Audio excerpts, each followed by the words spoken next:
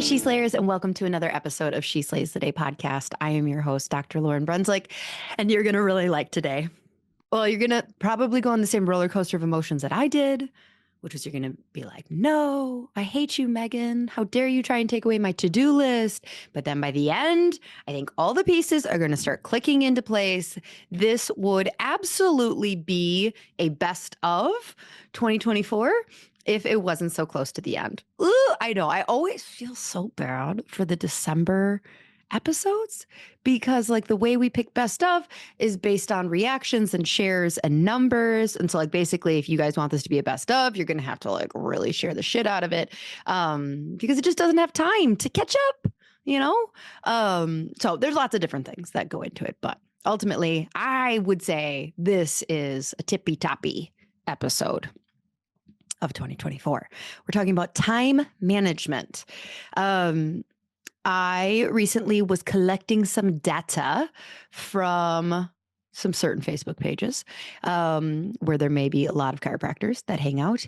And one of the number one things that chiros say they are really struggling with is the balance of time management and getting it all done and all of that.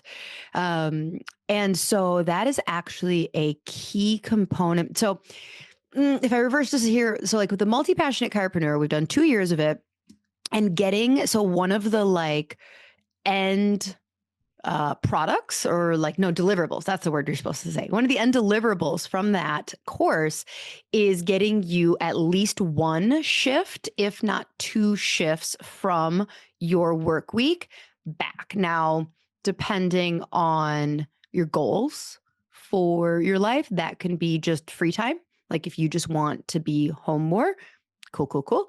If you want to scale and grow your clinic, then you're probably going to use those shifts to really step into that CEO role. If you want to maintain clinic numbers, but start a podcast, a course, an additional like virtual revenue stream, then you're probably going to spend that shift. So it kind of depends on anyone or, you know, on the person, and that's okay. We kind of cater to all three. So that's always been an end deliverable. But when I started doing some just like collective data research across the board of chiropractors and where they feel like they're really struggling, you know, I was reminded that this is such an issue and that this work-life harmony is a big deal. And it's really affecting a lot of chiros that are emotionally struggling and leading to burnout. So we have kind of re-jazzed up, added content to the Multipassionate Chiropreneur to really make time management a core focus to get you back your time and energy for this. So this is kind of the start of that, of listening to this episode. And then in the course, we'll dig into formulas, time formulas, things like this. Yeah. So all that to say, you know, you're listening to this now. We are going to start onboarding for the Multipassionate Chiropreneur. The waitlist will get kind of first access. So let me just explain, give me 15 seconds to explain how this is going to work. So right now you have, if you're listening before December 27th, you can join the waitlist. Now, if you've joined the waitlist in the past, you need to rejoin the waitlist because we don't want to spam you. If you're like, nah, girl, I actually don't want your program anymore. That's fine. But you do need to rejoin the waitlist. Okay. So if you're like, I don't know if I'm on the waitlist, I don't know, join it again. My VA is like, no, Lauryn, don't tell. No, I'm sure that people are like, oh, there's 2 of the same person. So rejoin. We'll have the link below for that. Then on December 27th, it's a Friday, you will get an email and possibly a text if you've put your phone number in saying like, hey, you can now book a call. So the week of December 30th through January 3rd, that week, if you book your onboarding call, so we can call it a discovery call. We cannot call it an onboarding call. I don't know where. Ultimately, I don't want to say I turn down about 25 to 40% of people that I do a call with, but collaboratively, you and I decide this isn't the right year for it. And that's okay. Like, I love talking to people on the phone and getting to know you. So it's not a waste of my time.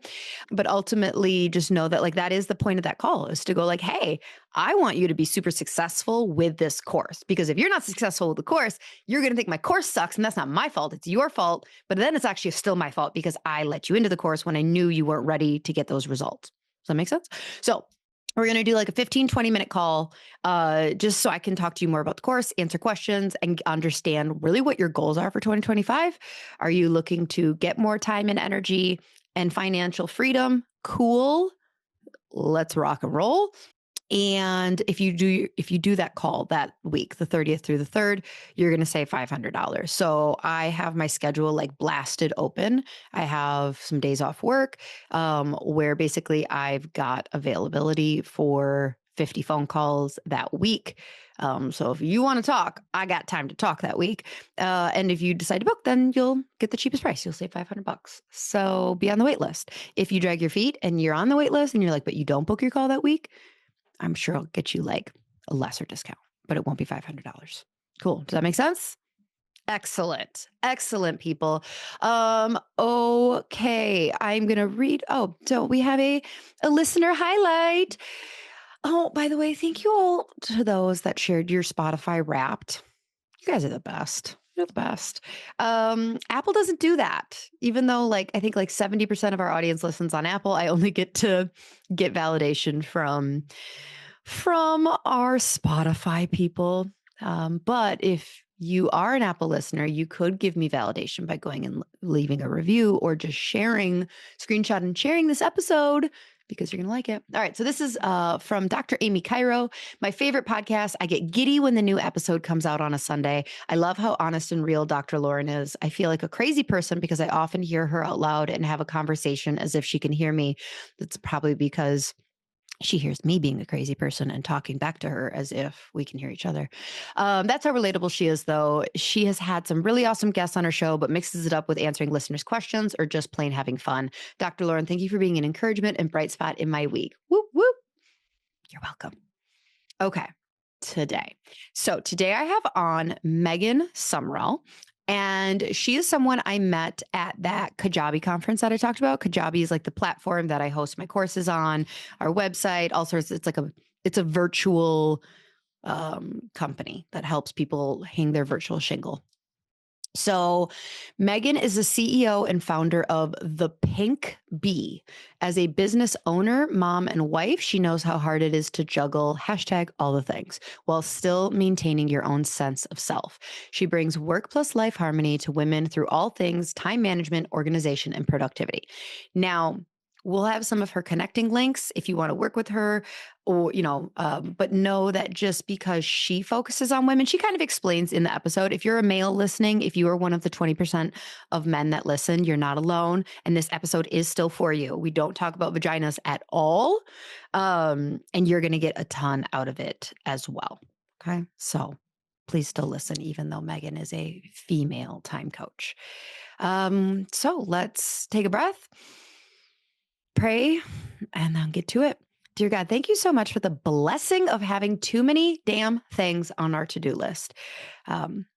So often we just are so focused on the micro of every day, and we don't take a moment to step back and look at the macro of how all of this discipline, how working out 5 times a week and the damn thing on you, and like going to the grocery store and making healthy meals for our family and washing the laundry and having the team meetings, like on a day-to-day basis, those micro things just seem repetitive, annoying, and we don't get often the opportunity to reflect on how they contribute to the bigger picture. How, I don't know, your kids having clean clothes, who's going to avoid them taking therapy in their 30s or whatever. How those team meetings lead to a positive work culture. How just spending time with your spouse, family game night, all of that stuff, it leads to these bigger picture things, these meaningful relationships, this positive work culture, these things that like you can't break down and like accomplish in one day. You just cannot. They are tiny little things that show up over and over and over again and require those micro habits of us continuing to be disciplined and show up and be the good work. So, God, please shed your light on and vision on us so we can continue to see maybe just an ounce of the bigger picture that you have planned for our greatness. In your name we pray. Amen. Okay. Without further ado, here is my episode with Megan Sumrell. Enjoy. Okay. Well, cool. Megan, welcome to the podcast. Let's do it. Yeah. Okay. Do you know your Enneagram type? I love starting just because. Yes. So I am a 3. All right. And I believe you because I know a little bit about you. And I don't want to be a 3, but that's how you know you're a 3. Unclear. I'm still unclear on what my wing is. Well, so I just had someone on a couple weeks ago. It's definitely not your intro to the Enneagram type of podcast, but her name's Tracy, and she talked about how she doesn't she's like one of those expert Enneagram people. And she's like, I don't like the wing thing because then I really do. I know that's where I'm at too, where I'm like, and I hover between a 2 or a 4 on which I am. I'm not sure. Those are kind of your only options. For the longest time, I was like, ew, I am so not ew. I was like, I don't think I have any 2 in me. And then I realized that my crippling need for people's validation and to like me, that's 2. So what is your Enneagram? I'm a 3. Okay. The 3 in me respects the 3 in you. Yes. Yeah. And how I really, really trust that you're a 3 is you said, I don't want to be. And that's where so many people, I think 3s and 7s, well, in women, I think 2s, 3s, and 7s get mistyped the most because we want to be that. Men get apparently mistyped an 8 a lot, but yeah. And so I'm like, yeah. And then I start talking about some of the terrible parts of a 3. I'm like, oh, okay. So you're vain as fuck. And they're like, no. And I'm like, you're not a 3. Listen, if you are not doing the chameleon part that I hate. Yeah. It's so you don't really know what your true personality is. I don't know if this is an authentic version of me right now. I don't know. It feels authentic in the moment to me, but maybe not. Maybe I'm just doing this for you, Megan. So anyways, all right, cool. So the 3 in me sees the 3 in you. Okay. So we met at the Kajabi conference. What were some of your biggest takeaways from that? As somebody who has all the things already, did you come away going oh my God, I'm not doing enough. I'm a piece of shit. I need to be doing more. Well, I mean, always, right? It's I came back with the list of, and the good thing is that the more I do this, the better I am at filtering. That's interesting. That's not for my business. And getting good at just going, I have no desire to create a membership. This is interesting. And I'm going to thank you for sharing. Right. Versus I got really excited about just some nuances with our YouTube channel. And honestly, Justin, his the spokes reel of content. Yeah. And it's we kind of do that, but then I actually ended up sharing a drink with him at the bar. It's just the 2 of us sitting there, and he opened up my LinkedIn and gave me a 10-minute. So, I mean, that was I was like, well, I can go home right now. Oh my God. That alone, that's $1,000 consult minimum. Yeah. And Brendan Burchard, I mean, I always walk away with just don't overcomplicate it. Mm-hmm. Yeah. Back to marketing 101. I was like, okay, we've now implemented the sticky hello bars. I didn't know we could make those sticky. Added the second upsell to every funnel. We only had the one, just some small, simple things that you could just go do. Well, I feel since we're both course creators, I also think that, so one of the things that I'll have people, because there's lots of different courses that are similar to mine, and people will be like, oh, well, I've taken so-and-so's course, and how is it different? And I'm like, listen, the fundamentals of a lot of this stuff that we're teaching, they're not different. It's if you're hiring another personal trainer, where it's I've hired 3 personal trainers before. It's oh, you're going to work on lean mass and things but no. Who are you going to connect with, learn from? What's going to resonate from you? What's going to resonate with language? You right now where you're at in this year? Yeah. And so it's we all went to Kajabi last year, took some things, went to Kajabi this year, took some things. Yep. And a lot of last year was the exact same stuff as this year, but you're just in a different space. to like, Yeah, your okay, business now is and you're hearing it differently and you have new things that you can apply it to. It's just, yeah. do you have so one of the greatest like productivity hacks that I did this year was I brought my COO to it, aka my husband. So last year I came to it and I didn't have a VA. Oh, I did have a VA last year, but brand new. And so last year I came back and, he was home with the kids all weekend. And I Yeah. was just like, oh my gosh, we're going to do this. And he's like, okay, well, that sounds like a lot of work. And so I'm like, next year you're coming with. And so, Well, my COO, everyone that the three women on my team are all contractors. So Mhm. I told her, I will buy your ticket, but I'm not paying for your travel. Right. And so she didn't come. I Yep. think she's a little like kind of like thinking I should. I was like, you're not an employee, but I will pay for Right. your ticket, but you got to Yeah. get yourself there. And she's got two littles and a sick husband. So I was like, but she's like, I will go next year. I said, good. That's good. So Yeah. I'll cover your That's good. ticket. Yeah. Because Get it's yourself so, there. so good when other people on your team were just like in the room to hear the Yeah. same message and they're kind of already a little inspired and it's not all on you to like bring that Mhm. vision and why. Okay. So we're going to get down to brass tacks and stuff Let's do it. because so I was sharing with you before we started recording that like so I've done as a course creator, have done like a lot of surveying my audience and things like that to find out like what are your main pain points. And one of the pain points that continually comes up is how do you do it all? You Like, do it all. how do you do it all? And like, yeah. There's the whole like, well, you can't do it all. That is impossible. But like, ultimately, if you are a middle-aged person you have created offspring and you are trying to create your career and you don't have a full-time house cleaner and like all of this, you do have to figure out some kind of way to do multiple things. So even if you're somebody who hates the phrase do it all, it's like, well, you got to But multitask the there's a shit out lot of to life. do. There's legit a lot to do. And the vast majority of people walking around right now are in a perpetual state of overwhelm Right. because it's Yeah. just too much.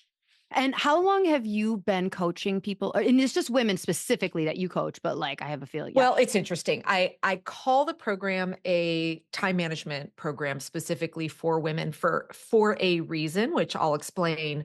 But I can't tell you the number of women who go through it and go, I sat down and I went through it a second time with Hmm. my spouse, Yep. so that they can get on the same page for a planning system. And the reason I say this is specifically for women is there's a lot of, and I went through a lot of this. So I was in the software space for over 22 years. I built my entire career in IT and ended up going through a ton of the traditional time management productivity trainings through Franklin Covey. There's a whole community in the software world all about optimization and processes and efficiencies. I got all these certifications in that. And what's fascinating is if you look at a very traditional Franklin Covey-esque time management planning, it works really great for someone in a corporate setting who gets to walk into their job and shut the door from 9 to 5. And then when Hmm. they leave their office, work does not follow them out. Mm. And, I think of myself in my 20s. It served me very well. I had not a care in the world, single. It was just me, myself, and I. Technology wasn't around. I'm 51 now. So when I was launching into the career world, there was no cell phones, there was Right. no internet at home, there was Hmm. no laptops, right? So we had this very separate work world and, outside work world. Well, now you look at what we're dealing with, and women in particular, everything is integrated and commingled. We walk around with computers in our pockets that are more powerful than the systems I was building in my 20s. We have instant access. I saw an interesting study a couple years ago that the amount of gigabytes of data of information that we are consuming every day is enough to tap out a computer after 1 week. Wow. Yeah, fascinating. Our brains are not designed for that. No wonder we're Yeah, just no wonder we're overwhelmed overwhelmed. beyond. Yeah. And then the part of why I say this is a feminine planning system in particular is two key parts. One is we typically are carrying a mental load.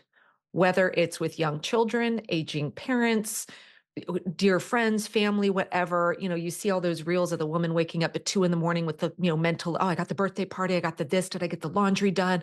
When's the pediatrician appointment? Yeah.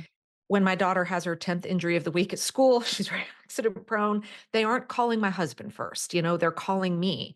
And if we don't have a planning system that acknowledges we're the ones typically absorbing all of this uncertainty and last minute needs, along with the fact women don't um we're not taught to prioritize ourselves. It's not like Hmm. someone specifically says don't prioritize you, but when you look at young girls growing up and the images and the social media and all of that they're consuming, we're seeing that to be quote good, you need to be in service to others, which Right. means we tend to fall into extreme people pleasing. Right.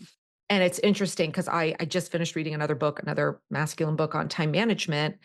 And it's just assumed that, well, but the golf game's in, that this is in, the night out with, the poker night, my stand. And women are not putting that into their plans either. They don't know how. They're waiting to say, I'll take the leftovers. And there's never any leftovers. So I'm in northern Wisconsin, and well, so first of all, as a chiropractor, I completely agree. Like, this mental load is a tangible thing, pretty specific to women. So Yes. I could And I'm have, sure you see it yeah, yeah, physically yeah. with the women that So come. like, I could have two 35-year-olds, one male, one female, separate families. Both of them have, let's say, a 6 and a 2-year-old children. Both of them work a 9 to 5, and they both will come in with low back pain that they rate a 6 out of 10. So exactly the same. Woman is getting twice the amount of care plan. She needs twice the amount, because I know the way that the nervous system heals is like, it's not just the physical trauma that she's exposing her body to on a day or load. It's also the emotional. And I just have seen it in 14 years in practice. Men, they just get better a shit ton faster because they don't have that emotional stress. And then the other example I was going to say is, so like in Northwoods, Wisconsin, um, the men around here will go on week or 2 week long, either Canada or out west hunting or Oh, fishing. my dad does it every year. Yep. And I remember I was talking to one of my patients who came back, and I'm like, did you kill a lot of stuff? Like, I'm like, not a hunter. I'm like, yeah, is it great? And he's like, oh, we had so much fun. And I'm like, I bet your freezer is full. And he's like, oh no, it wasn't that kind of a fishing trip. And I'm like, I'm sorry, what? You were gone from your kids for, and he's like, yeah, I was gone for a week and a half. We were hunting or fishing northerns, or I think it was like, and he's like, those, you don't eat those. And I was like, so you left your family for a week and a half to go fish for trophy fish? And you didn't even come back with a damn mount? Like, what? And I was just thinking, like, it was that moment of working with that patient where it's like, he's not bad, but a woman would never. Oh, I'm No, and going to it's not, and this isn't a like men are go. terrible thing. It's just No. we need to acknowledge this is a systemic problem and it Hmm. will continue to be this way until women learn how to make sure we're prioritizing our needs. And this is not a talk about self-care. Right. I hate what the world in general has done to kind of bastardize this idea of self-care. I'm not talking about lighting your essential oils and taking a bath here. I'm talking about actually prioritizing your soul. What brings Hmm. you joy? What makes you happy? What is on your calendar that's just a given that of course you're going to go do that, right? And it doesn't require this, well, let me get 20 things to coordinate and all of that, just as it was a given when, before we had kids, it was just a given. My husband was going to go golf on Saturday and mountain bike on Sunday. And then Hmm. when we had a child, to him, it was just still a given because society had not told him that that needs to That his change. life was going to change. Yep. Yeah. Okay. So so when you're working with women, what are some of the three worst habits, or like what are like the things that we're just absolutely doing wrong in your Yeah. opinion when it comes to time management? So and what I'm going to say is going to freak everybody out, but just trust me, I'll explain it. The root problem of all of this is that women live by a daily task list. I hate you already. And everyone's like, well, instantly they shut me down. They're like, well, if I don't have my task list, then how the hell am I going to know what I'm doing? Okay. So there is a solution to this problem, but I want you to understand subtly why what we think is our lifeline, our daily task list, is actually making things a million times worse. And there's three reasons why. So, first is when you wake up in the morning and you do what some quote productivity experts tell you to do your brain dump, write down everything you've got to get done today. And then for some reason, somebody decided to say, identify your top three. Yeah. And I've spent wasted hours of my life trying to get to the root of that. There is no scientific evidence or any need for anyone to ever circle a top three. So you can let that go as well. But we're supposed to make this massive task list, identify our top three, and then go about our merry way. Goal is get them all checked off before you go into bed. If you don't, you're a failure. And then tomorrow you rewrite half the list and you start this like just cyclical death trap process over again. Mm-hmm.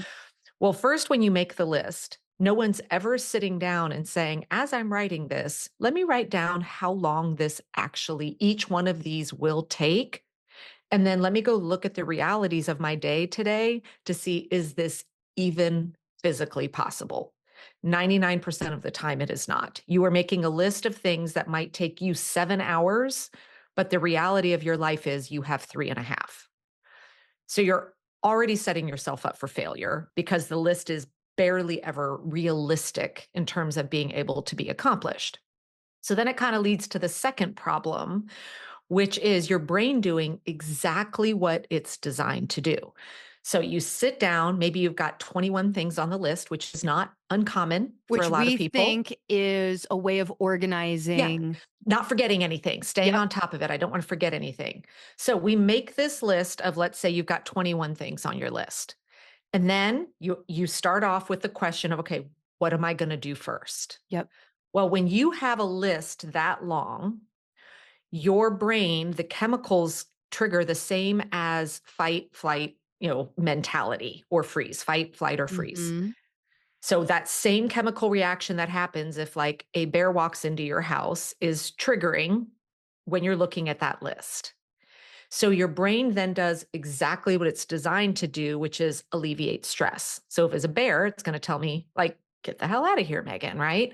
Well, if I'm looking at this long list and I'm in panic about it, my brain is going to say, what's the easiest check mark? How can I get my first check mark as quick as possible? Get my first dopamine hit. Yeah. And This so is it's why going some to pick. losers, I'm not And put that's what, and our things brain's that going, I they've need a check. already done that morning Yeah. on the list when they finally get And around that's to why making people them. write down, make the list, right? So that as soon as they're done, they can check something off. It's their brain going, Uh-huh. I need to know we're going to be okay. Well, 99% of the time, the thing that gets the quickest check is probably one of the least important things that you've even tossed out there. Mm-hmm. So we often end up working from the least important on up because we're just trying They're the to easiest. get those check marks. And then the third, which is also kind of in that same fight or flight thing, is your task list also causes incredible decision fatigue. So when you wake up every day, our brain has a limited amount of energy, the same type of stuff we pull from for like willpower, right? To help us make good decisions. You have a limited capacity of that every day. And the only way you really refuel that is rest and going to sleep. So if I were to hand you an apple or an orange and say, hey, Lauren, what do you want? Apple or orange? Your brain is going to go two things, easy, and pick. Now, if I hand you a basket of 17 pieces of fruit and I say, which fruit do you want? Your brain's like, oh, this is hard. Mm-hmm. And so it's going to ramp up the amount of energy you pull from it in order to make that decision. Well, every single time you look at your task list, which you're looking at all day long, you're creating more and more decision fatigue because you're going, what am I going to do next? And when it's having to choose between a lot of things, it's pulling all that energy early in the day because the list is longer. And so then by, 3:00, we're like, well, there goes that. And now everywhere in our life, we start making bad choices because we've hit decision fatigue, right? Your spouse comes in and is like, where do you want to go for dinner? You're like, for the I don't love fucking of care. God, Yep. just pick somewhere. Like I'm maxed out. I can't make any more decisions today. And so we stay in this perpetual state of not working on the things that really were the most important to us when our brain is at its best capacity, constantly operating in a state of decision fatigue, and always setting ourselves up for failure of never getting everything done when we operate from this precious task list. And this is why I always tell people a task list is not a plan. So the first thing that everyone who goes through my course learns how to do, and we build up to it, is to master weekly planning. So instead of having your calendar over here, whether it's a Google Calendar or a paper planner, whatever you're using, your calendar over here with your appointments in it, and then your task list somewhere else, usually in lots of places, an Mhm. app, a notebook, post-it notes, all of that.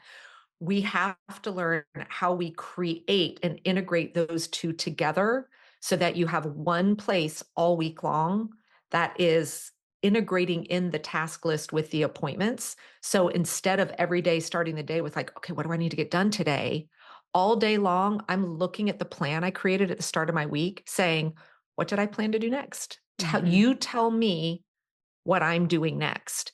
And the way that I teach this ensures that we're not overcommitting and getting overscheduled. Now, initially, it's a real hard pill to swallow because people will have to look at the reality of, I'm trying to shove in 3 weeks worth of stuff into 1 week, Right. and it's not physically possible. But we have to see it and we have to have a planning system that shows it to help us then make the right choices of where we actually want to spend our time. Okay, I have multiple questions. Okay. So when you're talking about the decision fatigue though, and the like, we spend our time doing the least important things, isn't that why the like top three became I think popular? that's why, because they're kind of like, hey, let's make sure you're focusing on that first. But I know in my life, and so many of the other women who go through my program, there are days where none of the top three are getting done Hmm. because that's the reality of the day I have. My day might start with an 8:30 trip to the orthodontist, followed by the trip to the vet, followed by something else. It could be a day full of 8 or 9 things that are like important, Hmm. but not something that I would call the quote needle mover in the business So or it's the that important thing that I'm emphasis that working on for every myself. minute needs to Yeah. be so what you're saying then is there is this like weekly planning, wherever it is, Sunday, Monday morning, whatever the heck you want to do it, that you are taking this master task Yes. list.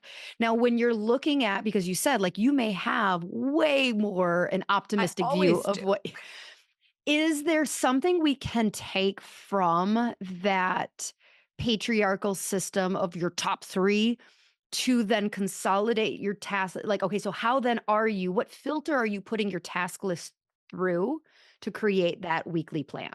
So there's two, I have everyone separate the list of everything competing for their time into two different buckets. Okay. One is what I call our recurring checklist.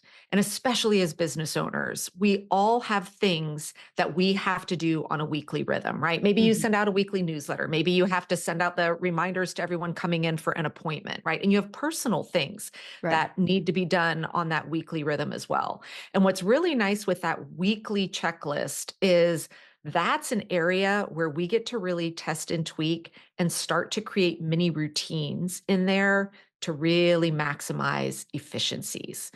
So, and a good example of this is, let's say you had like 5 errands that you ran every week. Like you had to go to the grocery store, you had to go to the dry cleaner, you had to go to the drugstore. Wouldn't it be far more efficient to get in your car once, create the map of like how I can do all 5 of those real quick and come home instead of saying every day I'm going to go run one errand, right? You'd end up taking a lot longer than if you went out once and did it all. So we're always looking at that weekly checklist to say, are there things in here that I could lump together and say, I always do these 4 things at the same, back to back to back, because when I do it, it just goes a lot quicker. So, like, I do a lot of KPI reporting every single week in the business. I have like 5 different reports and analytics that I do. It is far more efficient for me to sit down and do all of them at once, and it takes me about 25 minutes. Whereas if I were to jump in and out, I'd probably spend a little over an hour by the time I got this stuff up and I got in the frame of mind and found the spreadsheet and all of that.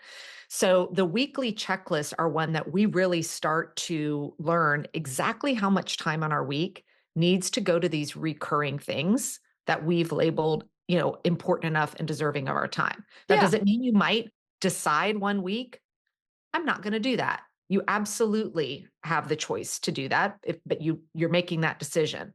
Then separate from that is all the one-off stuff, the projects, the tasks, the goals, the things that aren't in that weekly cadence. Mm-hmm. And what's really interesting is for a lot of women, one of the first things I've everyone do is a time audit where they have to go and like track, where is your time going all week? Not from a lens of beating yourself up, but an awareness of, holy crap, no wonder I'm so tired. And for a lot of women, by the time they go through their time audit, when they first start, they're like, I have no room for any of those one-off things. I'm like, exactly. This is why you haven't made progress on the things for you, the goals, the dreams, that project you wanted to start, that room you wanted to remodel or the book you wanted to write or whatever it is.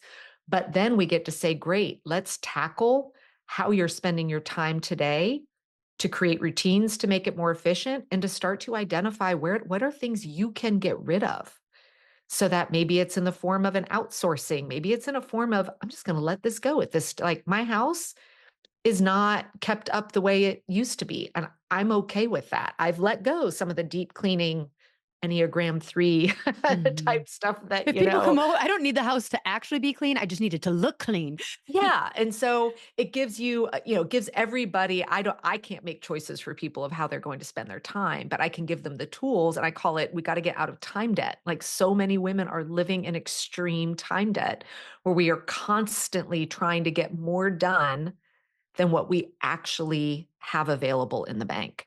And so this weekly planning process when you're first learning it is very similar to like creating a financial budget, right? So that we start to realize what are things I need to stop spending time on, just like what are things I need to stop spending money on to free up for the time for the things that I actually want to be spending my time on. So, one of the questions that I have is how do you handle a client who, so like by the end of the day, we put the kids to bed. And, if your kids go to bed, let's say they're younger or whatever, they go to bed at 7:30. And I really miss those days. I know, but then you get to the age where like they're up till 9, but you're like, where are they? Like, Yeah, we're what are kind they of at the where doing? are they? Yeah. Sometimes she's Yeah. right there, but we're getting there. hmm So, like, I could see somebody that you're working with kind of doing one of two things where they're like, oh my gosh, I am going to be a A+ student with Megan, and I am going, like, there's 2 hours of extra productivity that I could be from 7:30 to 9:30, and I'm just watching Netflix and scrolling right then. But then I see, like, do you kind of go like, whoa, whoa, whoa, that's probably not sustainable, and you're gonna burn out? Yeah, Like, how do you help? What's your advice on that? Like, seven, if you're not a net, like some people are like night owls. Like, I'm not one of I am those. not. Yeah. I'm also not a morning person, at all. So it kind of sucks 10 to 2. That's like my Yeah, yeah, productivity yeah. time. But anyway, so like how do you, because I guess the counter could be like, oh my gosh, I wake up at 6:30. What a lazy person. I'm going to start waking up at 5 because I'm taking Megan's course and I'm going to be super productive. So like what's your advice on those like end cap times of the day of setting realistic, because I'm assuming in time management there is a come to Jesus with like, how much time are you watching Instagram Yeah, on? and And I get where's the really middle ground there? and it gets to be the good thing is everybody gets to decide what that is for themselves. I've come to hate the word productivity because of what the productivity community is doing to it, where Mm, women are now at a point in our lives where our self-worth is getting wrapped up in our productivity, our output, right?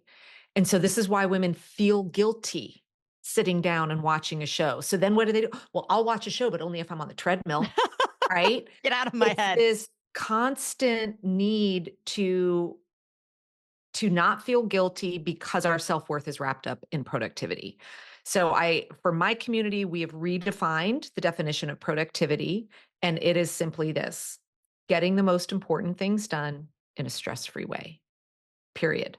Maybe it's one thing that day, maybe it's 15 smaller, like you get to decide what that is, but it is not about how many check marks, which is another reason why I love getting rid of that daily grinding list. Cause we're like, I didn't check enough off today, but maybe you did something magnificent that took 6 hours, right? And so when we can reframe that, it opens up the door for everyone to figure out what I call their unavailable time. So I'll kind of give a quick overview of what I call the basic weekly planning process. This is where I start everybody. It's a 5-step process. And then once we master that, we learn the full 10-step process. And before you think, I don't have time for that, it takes me 15 minutes a week, all right, to set myself up. So the first step is something everyone's probably already doing, which is getting into, I'll just say your calendar. It can be digital, it can be paper, you can, whatever's working for you, your current commitments. And most people already have this, right? The things you've said yes to at specific times, usually they're accountable to somebody else. So like for your listeners, they probably have, patients coming in, they have their set appointments, they have their times, that's in there. This is where most people stop with their calendar, right? And then they've got their task list somewhere else. So the next thing that we need to layer in is what I call our unavailable time. Meaning we all have, especially women, especially moms, we have pockets of our day where we're awake, we're in motion, things are happening, but it's not the things that would live on a traditional task list. So for instance, for me, I head out the door at 2:30 to go pick my daughter up from school. And between 2:30 and we eat dinner like old people. So we eat dinner at like 5:30. So between 2:30 and 5:30, lots of things are happening. None of them live on my traditional task list, but my calendar is not blocked. So it looks like, oh, I'll just come home from school and get a bunch of stuff done. But time and time again, the reality of my life has shown me there's the quick trip to the craft store because of the project that's due tomorrow, or I need help with this thing with math, or, different ages, they've had a rough day and maybe they just need to be for a little bit, right? So for me, my calendar is blocked every day. It's actually blocked at 2, so I can have 30 minutes of kind of time to get myself together before I head out the door. But my workday ends then. And I'm not going to pretend that I am going to be, quote, productive when I come back from school pickup to dinner. Now, it may be a day where she's had a great day and she's like, I'm going to go work on some homework. And now I'm presented with an extra gift of time. Like, hey, I've got an hour. Well, because I didn't plan on having to be in output mode, right? Maybe I sit down and read a book because I can. Or maybe I look ahead at my plan for the week and I'm like, I'm feeling kind of energetic. Is there something I had on my plan for tomorrow that I want to go ahead and knock out right now? And everybody's unavailable time is going to look different. I also block off my calendar after 7 p.m. I'm useless in the Me evening. too. I mean, useless. And it means I've turned down some pretty awesome opportunities to do things for, companies overseas, online events. I know they're not going to get the best of me. I know I'm not going to show up as my best self. And quite frankly, I love TV. I really do. And I don't feel guilty sitting down, especially this time of year. I love all my holiday baking shows. Like I want to sit down and enjoy those. Are you a Yellowstone person? Oh, hell yeah. We haven't missed an episode. And I'm going to do that guilt-free because I've planned for that. Now, it might mean maybe I'm in some program myself that I'm excited about. And I might decide, you know what, after dinner, 2 nights during the week, I'm going to actually go sit at my desk and listen to that for 45 minutes because it's the right type of content for me to consume in the evening. But no, I am not going to encourage people to schedule every minute, make every minute count. Like, no. Now, for someone else, they might say, hey, I am such a night owl. I love that time. The house is quiet. I get so much done. Then you get to create a plan that supports that as well. And this is why one of the things that we go through in the program is what I call an energy audit, where you get to learn when is that good time for you so that you learn how to align the right activities to the right time of day so Mhm. that you're getting them done in the most efficient way possible. And so once we kind of understand, and I actually block off on my calendar my unavailable time. So you'll see every morning before 8:30, my calendar is unavailable. I get up at 5. You do? Nothing on my task list is happening until 8:30 in the morning. Period. Getting lots going on there, but nothing. Okay, but, like, what about, like, working out? Because, like, I I do feel that like then. okay, so, That's part of like my morning routine because I because enjoy that is that. yeah, I was gonna say, like, I feel like a lot of people, that is something that's kind of in their, like, top priorities that would show Yeah, up on the weekly then it list of, should like show up on your calendar. And yep, mine is just automatically, I'm an yep, early bird. We have 2 very active sporting dogs. So I run with them every morning. We go out in the okay, woods and that's our time. And that's part of something that fills me up. Like I right. love that time. So yeah, it's reflected in there. Now, the third thing that's going to go in your calendar, we're not going to start dumping all our tasks in there. And this is really hard for women, is that personal time. It wasn't that the non-scheduled time? No, Now it because just that's feels like just you're double being, dipping. right? Now you're just being And extra when I selfish, say Megan. personal time, I mean, and it could be depending upon how you're spending it, what do you do for you for fun? Okay, but Not what if to it is rest. it okay if that's work? It can be. And again, this is up to everybody, right? Yeah. Like when I ask, usually when you ask guys, like, hey, what do you do for fun? Off they go, right? Oh, I golf some, I go with my buddies, I have poker night, I have this and that. I ask women, what do you do for fun? Could How hear a pin how drop. much time am I knew you were gonna is ask a that. So everyone asks, reasonable so how amount much of time should time? it be? And Like, then people because start if my asking, does husband this put golf count? twice a week on his schedule, I'd be like, "I don't think so, buddy. Yeah. You And golfing is this once or is twice." something you will get to work out with whoever you live with. But I mean, you This will really be should have at least dependent 30 on how minutes a much you're day. allowed. Okay. Like so like what I do is 2 years ago, I've always had this dream of learning how to play the cello. Always wanted to learn how to play the cello. Never taken a cello lesson in my life. I studied music. Um, so I started taking cello lessons. Mhm. So there's time on my calendar every day for 30 minutes where I go upstairs and I practice my cello. And once a week, I'm gone for an hour and 15 minutes, actually taking my cello lesson. And I didn't schedule it around everybody else so that I'm not inconveniencing them This seems so either. not possible. I You're telling know me this is possible, though. You it have children, 100% is. but you already put all of the, like, need to do's in there at No, those once. haven't come in yet. But, All like we have is the appointments, you're unavailable in your fun time. Now is when we go look at the checklist and then we put in all those one-off projects. But we're shifting so that's the I'm ortho going to take appointments, the whatever, I'm going to parent-teacher shove everything conferences. in and then I'm going to see what's left. And we're changing that to, I'm going to, this is why I say work-life harmony, not balance. I'm going to make sure I see some harmony in my week, right? I'm not overcommitting. I'm recognizing when, no, I'm useless. Like I'm useless in the evenings. I'm honoring that. I'm putting it in my calendar. And now I'm going to say, all right, with the space that's left here, it's almost like putting together a puzzle, right? Let me figure out where all this is going to go. Now, here's the cool thing when your plan is in place. So let's say you've got something really big on Thursday.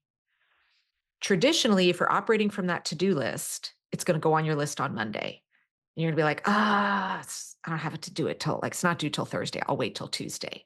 Right. And slowly the anxiety is building as the Mhm. procrastination is happening. Well, when you create a plan for the week, if I see, all right, like one of the things I really can't stand doing is like building slides if I'm doing a presentation. I hate making slide decks.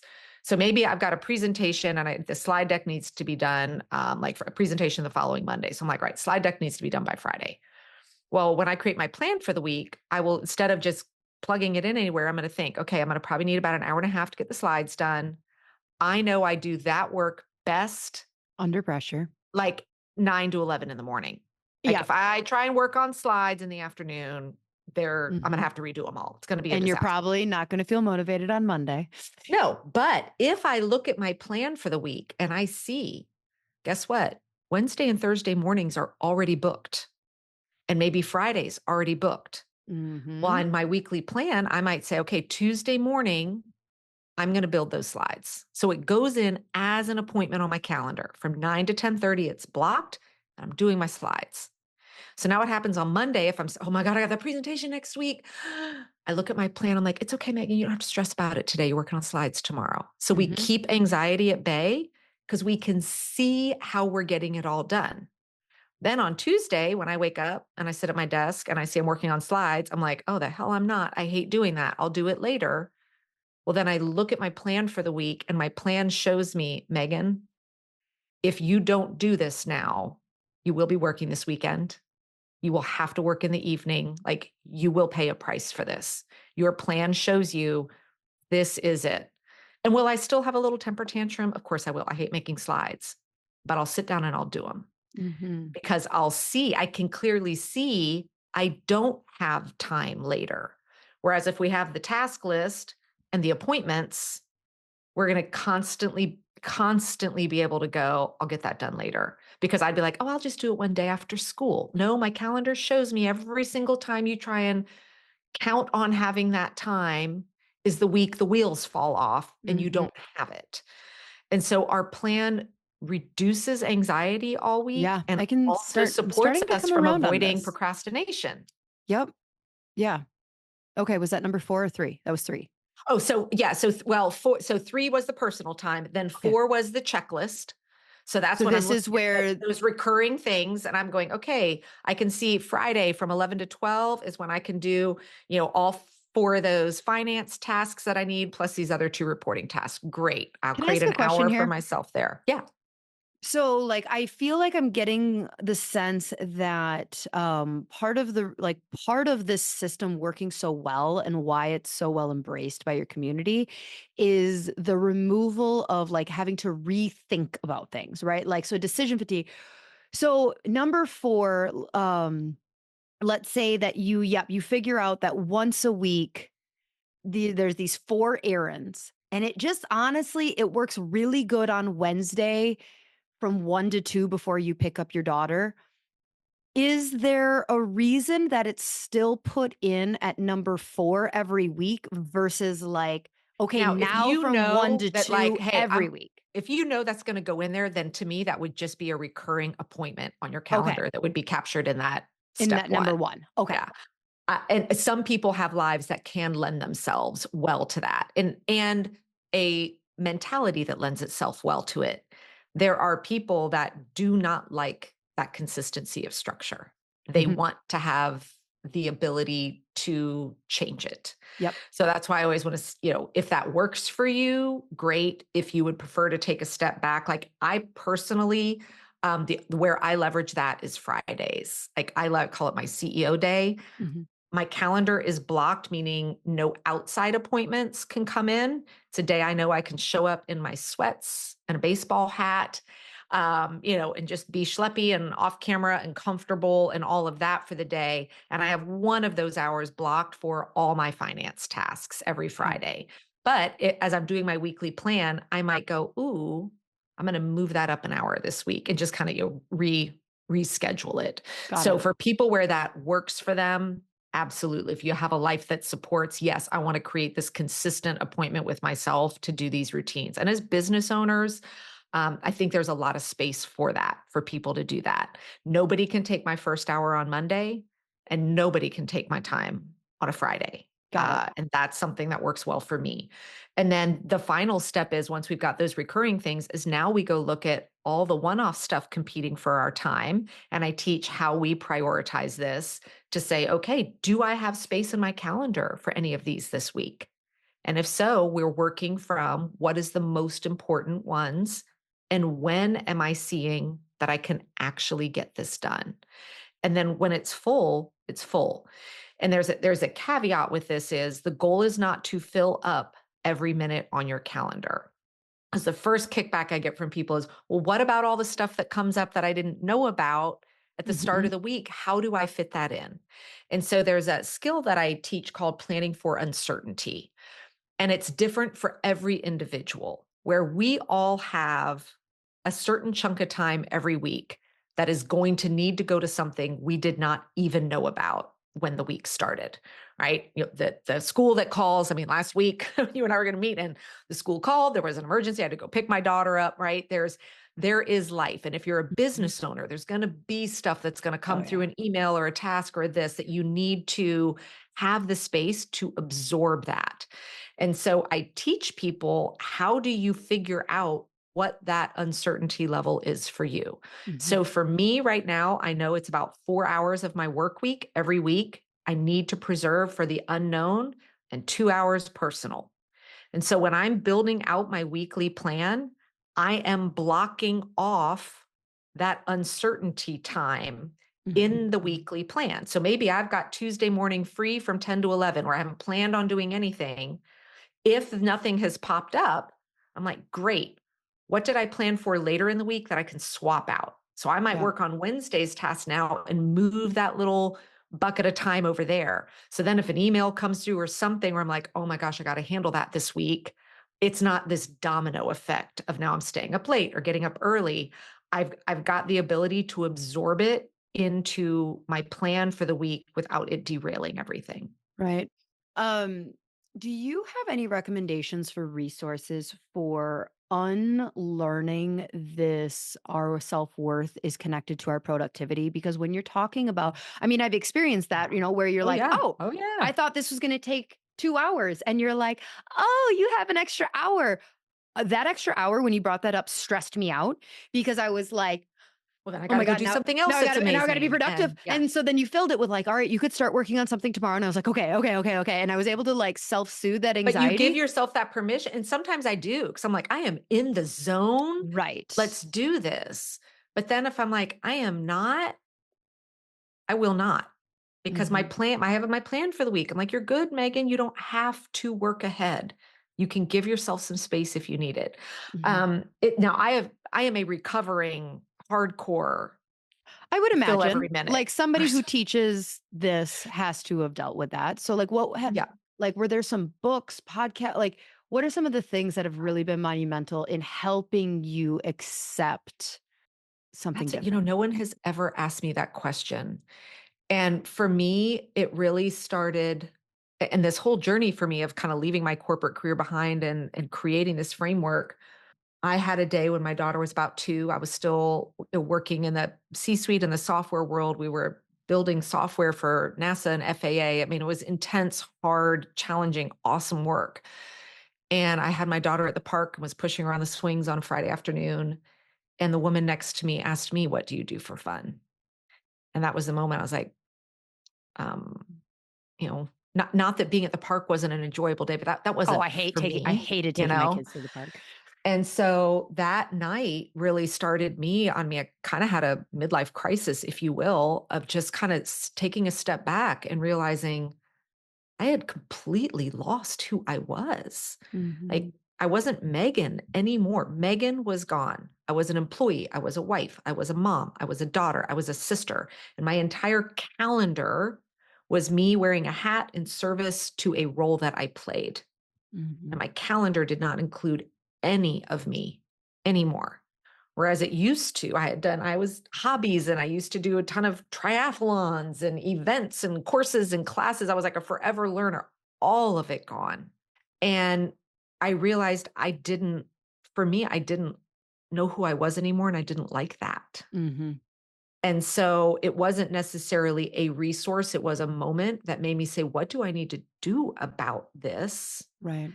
And that kind of started me on this journey. I was like, I threw away my entire planning system and built the new one for me, not knowing this was going to turn into what it has turned into.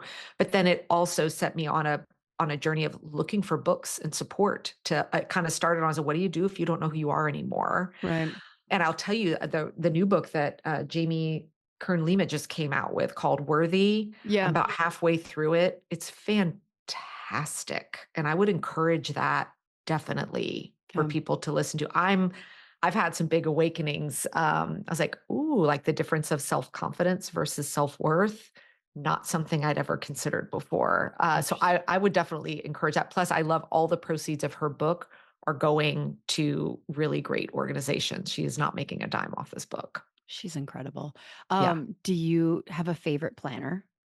Well, I mean, little self whatever here. I created and sell a planner. Okay, I was So I'm hoping you gonna did. love I my own just didn't know. planner. Of course, and you should. I just didn't know if you were at that point because I was like, she had to have created a Yeah, planner. so we have a paper and a digital and a printable form of the Okay, top planner. It comes in 2 sizes, 4 colors. love it. But I will be honest, I have an entire playlist on my YouTube channel where people mail me planners and ask me to review them. There are many planners that I give a huge thumbs up to that I think support great planning. Right. There are many that I will say, like, You for hate. the love of God, don't use the full focus planner. Please just don't. Like, don't do it. Oh, she went out. Is that Michael Don't do Hyatt? it. That's Michael Hyatt, right? Don't use a daily planner, and especially don't use that one. Oh, she came for him. Okay.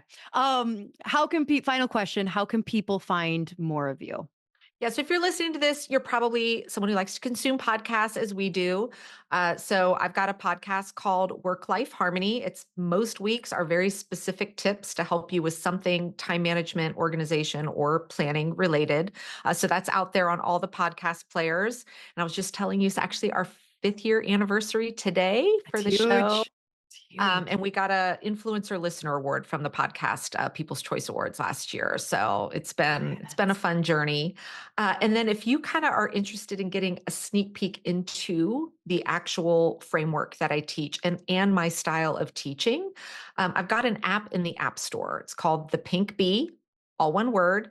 And if you download that, you'll see a little video from me in there. And I've bundled up, as we're always adding new content to it, 5 little mini training courses in there, and you can unlock all of them for $4.99. It's not a subscription or anything. It's just a So one one-time time. thing, but you'll get to learn about all 4 levels of planning. You'll see all 9 components of the top framework in there. I've got a great Ditch the Overwhelm process I teach in that as well. So it's been a nice entry point for people to kind of like, let me check out what this looks like. And Mhm. then you'll get to see some of this weekly planning, like actually in videos in there as well. Awesome. I have a 14-hour flight to Japan that I'm like, all right, I could That's amazing. consume all of this information. Yeah, it's just kind of a nice way. Cause I mean, obviously I have a full program, but it's like, this is Yeah. such a nice way for people to see like, hey, do I connect with this style of teaching and all of that without making any kind of a large commitment there. Well, Megan, thank you so much. I am so glad that we sat at the same table and got an I opportunity to know, me meet. This was too. incredibly helpful. I take back, I do not hate you for wanting me to get rid of my task list. I think it's something that you gotta let it It's like baby marinate in steps. your head a little Mhm. bit of your because it is like a support blanket It of is. but my ADHD brain, I'll forget and you this, and you're not giving a structure. You're No, just and I giving have a company. places for you to store all that. Don't worry. I'm not going to Mhm. ask you to remember it all. You just start to build your own little kind of, I call it your information hub, where as things come to you, you know exactly where you put it. So when it comes time to plan, it's Yeah. all there waiting for you. Thank you so much, Megan. You're so welcome. Thanks. All right, She Slayers. Until next week. Bye.